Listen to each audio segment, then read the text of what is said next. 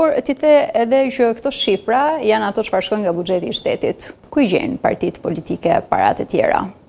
E nëse do të hapej kutia e Pandorës financimit të partive politike, do të dilnin, le të themi, shumë të dhëna të ndjeshme, por sipas atyre që deklarohen nga vetë partitë politike, kanë detyrim ligjor që në Komisionin Qendror të Zgjedhjeve, pas përfundimit të vitit zgjedhor apo le të themi edhe të një viti normal, jo domosdoshmërisht duhet të ketë zgjedhje, ato duhet të depozitojnë edhe pasyrat financiare. Kështu që Partia Socialiste ke marrë vitin 2021 sepse ai është më I afërti që në një farë mënyrë na tregon edhe një lloj e shkura gjithmonë ai jep edhe një pasqyrë për të tashmen. Edhe është një pasqyrë e plot, sepse për 2025-ën flasim për shifra paraprake. Për 2021 është një më të qartë çfarë ka ndodhur. Partia Socialiste nga donacionet, nga antarët, sepse gjithë antarët e Partisë Socialiste dhe të cilës do parti tjetër kanë një kuotë cilët ne paguajmë. Pra është një lloj deklarimi ose një lloj dhurimi vullnetar që I bëhet në emër të partisë me qëllim që ajo të ketë mundësi që të kryejë aktivitetet e saj. Kështu që ka pasur Partia Socialiste 176 milion lek fonde. Të paktën kështu ka deklaruar dhe ka pasur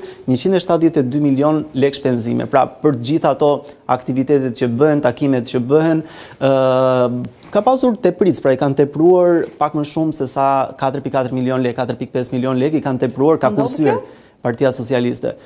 Do të kjo në rast e fushatash që mund të kursejnë diçka në fund të një fushate zgjedhore? Ja që të dhënat zyrtare tregojnë që kanë kursyer, kështu që ndryshe me Partinë Demokratike e cila I ka zeruar të gjitha fondet, ka pasur 47 milion lek fonde në vitin 2021 dhe I ka shpenzuar të gjitha ato para, sigurisht që nënkuptohet që shpenzimet kanë qenë shumë më shumë. Lëvizja Socialiste për Integrim, aktualisht Partia Liris, ka pasur gati 36 milion lek fonde në dispozicion, ndërkohë që I ka shpenzuar të gjitha, ka zeruar arkën e ka boshatisur.